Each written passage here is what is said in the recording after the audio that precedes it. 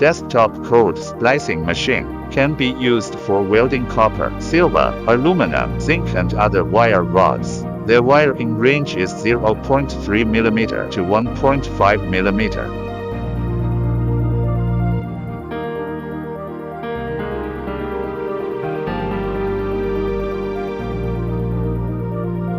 Please check whether the door openers on both sides can be used normally before use. Pull up the handle. Kneading the mold to make the molding a closed-aid. Press the mold into the V-block.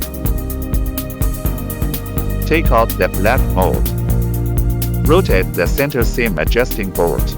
Adjust the seam to 1/3 of the wire diameter. Tighten the screws.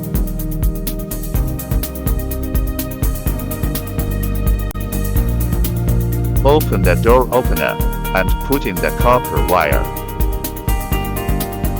The end of the thread can be at the center of the vertical seam. Press the handle firmly to the bottom end. Lift the handle and take out the copper wire.